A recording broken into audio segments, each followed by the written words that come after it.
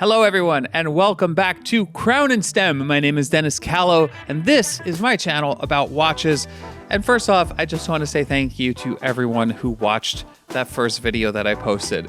I'm really excited because I've done this channel like nothing I've done creatively in my life before, which is I'm not promoting it. I am not actually like posting about it. I'm just letting the algorithm help you to find me, and you did, and that's really cool. I was kind of shocked at how many people watched the first video. I mean, it's not like insane, but I was kind of shocked at the numbers, so that's really cool. And thank you for watching. Thank you for subscribing if you subscribed. Thank you for commenting if you commented.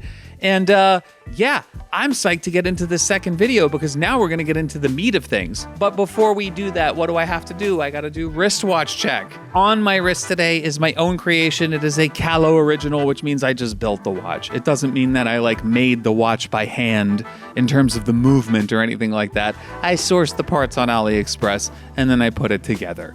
That's what I did. This one was really cool because I wanted to do something that was along the lines of the Laurier Falcon. I had to sell my Laurier Falcon, and what I loved about that one was the textured dial and the sort of, I think it's Futura like numbers. I love that font. It also has like a Tudor Ranger vibe to it. But I wanted to put my own spin on it and keep a textured dial, and when I came across this specific dial, I was blown away because of how beautiful it was. So I got this dial because it's a meteorite dial, and you can't really tell unless you're up close to the watch and unless the light hits it in a certain way. And that's what I love about textured dials, is when it doesn't hit you in the face right away.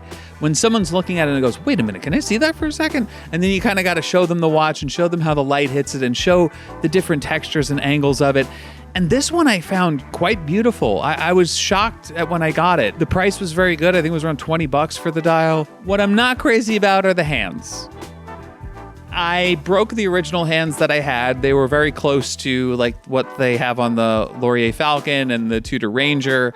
But I broke them and I forgot to get a second set. Here's a little tip. If you're building your own watches, always get a second set of hands, because you're probably going to do something to the first set, maybe that, you know, you might want to have a second set, is what I'm trying to say. So I got these from Amazon and they're pretty good. They're okay. They're not the best hands. I think they're actually a little higher quality than the ones that I originally got. I don't like the thickness of them, and here is like a very OCD thing. The lume, it doesn't quite match the color of the lume or the shade of the lume that the numbers have on the dial, and that's driving me a little bit crazy. And now that I showed you, you can't unsee it. Because this channel is all about sharing, folks. And I don't think it's that much of a difference to like make me never want to wear it. This watch has actually been getting the most wrist time out of all my builds. So yeah, it'll be on my wrist for a little while.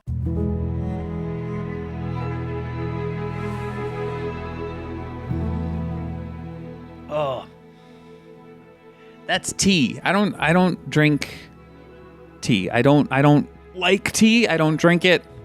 I'm a coffee guy. All right, so now let's get into the meat of today's video. And that is a Seiko that I want to talk to you about that I feel has gone way under the radar and really deserves its flowers. And I also want to get into how putting a new crystal on a watch and a new band on, like, say, like an old beat up watch that you find on eBay can really bring it back to life. It's like when you go to Goodwill and you find a nice blazer, right? But it doesn't quite fit right. So you go to the tailor and you get it tailored to your taste. You get it tailored to your fit, to the fit that you want. And then all of a sudden it has a second life. This watch, I really feel, got that second life. This watch has one of my favorite complications of all time, which is the GMT. And this does the GMT much different than most GMTs. I have an automatic GMT that I will be covering in a later video. And I really love the way they did it on this watch because it's done in a very practical and a very easy way. So what watch am I talking about? Well, I have to go to my notes. Folks, the watch I'm talking about is the Seiko 5T52-6A39. You gotta love these reference numbers, man. Seiko really knocks it out of the park with these. Better known as the Seiko World Timer. It's a vintage quartz world timer featuring a GMT world time and alarm function using the 5T52 caliber movement, known for its unique time zone selection hand that adjusts a 24-hour sub-dial. That was a mouthful, and that's what I got off of Google. This watch is so beautifully laid out, and this colorway specifically, this black and gold, I feel that if you brought this on a trip, it could be the one watch you bring on a trip. Now, we're freaks, right? If you're watching this channel, you're not bringing just one watch, so you're bringing 5 to 6 watches. But if you want to be a minimalist and you want to like just bring one watch, this will do it for you, because you can wear this with jeans, you can wear this with a suit. I wouldn't wear it while working out. I always recommend bringing one workout watch, which is like, you know, your G-Shock or your beater watch. Definitely bring your workout watch alongside of this. But in terms of everyday use, if you got to go to a meeting, this is going to look great. And it has functions on it that work well even today. They're not dated. They're not something that's like, oh, look at that old, you know, technology that's like so useless we don't need it anymore.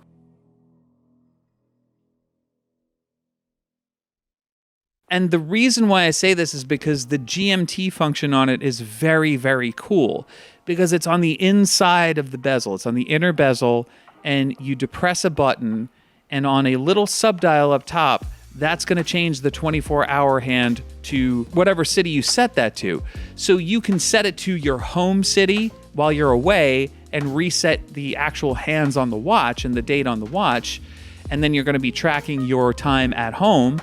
Or if we're having a meeting with someone in LA or someone in Chicago, which we usually do, or someone anywhere else in the world, because that's what you do, it's really helpful to just press that button, and then on that 24-hour dial, I know what time it is there. And what I love about the design of this watch is that this beautiful white GMT hand, when you move it to the city that you want it to represent, and it just automatically just spins that 24-hour dial to where it needs to be, it's just so cool. So why I prefer this to a true GMT or the GMT that I have is the ease of use. Is you're just pressing a button and you're getting it. You're not having to set a second hand or a third hand, and I just think it's very convenient and extremely useful. And then you also have an alarm, which everyone needs. You always need an alarm to remind you of a meeting, waking up, when to take your creatine, bro. I mean, look, I take creatine, so I can make that joke. But what's really useful about this alarm is you can set 3 different alarms. You can set a daily alarm that's going off at a specific time every day. And then you can set an alarm for, oh, we have this meeting in 30 minutes. Let's set a 30-minute timer. And the alarm will go off. And it's a very pleasant, sweet alarm.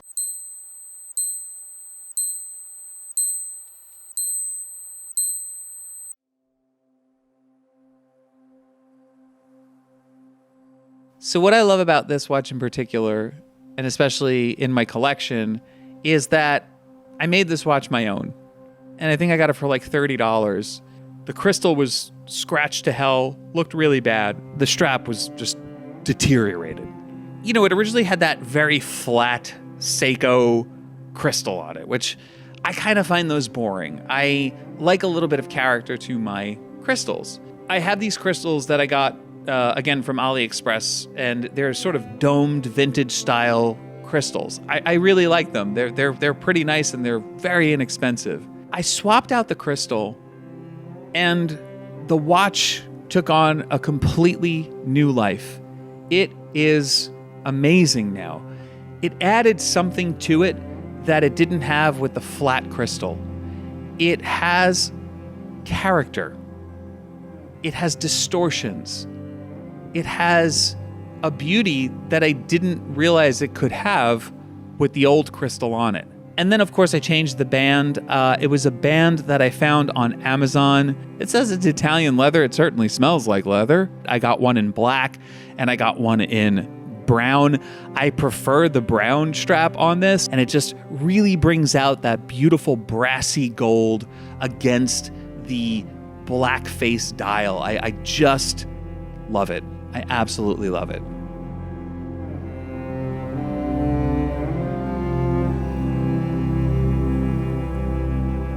I think that the Seiko World Timer, specifically this model, the one in black and gold, has really flown under collectors' radar. And like I said, I want to give it its flowers, not just for its beauty and design, but for its functionality. And just as a watch, I think it's really beautiful. Here are some of the measurements for it.